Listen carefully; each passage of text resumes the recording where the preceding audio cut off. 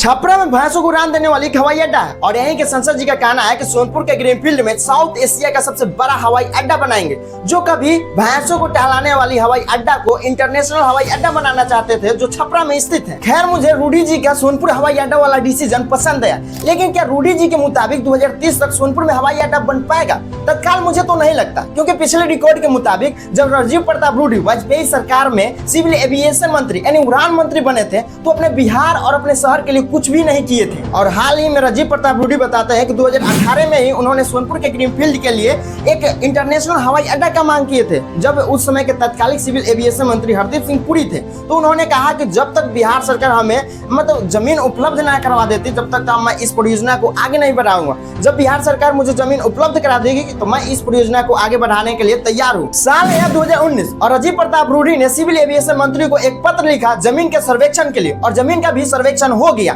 फिर साल आता है 2020 और केंद्र सरकार द्वारा इस हवाई अड्डे को मंजूरी दे दी जाती है, लेकिन फिर उसके बाद कोई आता पता नहीं कि जमीन खरीदा गया या नहीं। अब 6 साल बाद याद आता है राजीव प्रताप रूडी को कि सोनपुर के ग्रीनफील्ड में साउथ एशिया का सबसे बड़ा हवाई अड्डा बनाना है। अब मुझे ये नहीं समझ आ रहा है कि इस परियोजना को डिले होने का कारण हम राजीव प्रताप रूडी को बताऊं या माननीय मुख्यमंत्री जी को, क्योंकि दोनों को मिली जुली के ही सरकार कई वर्षों से चलती आ रही है।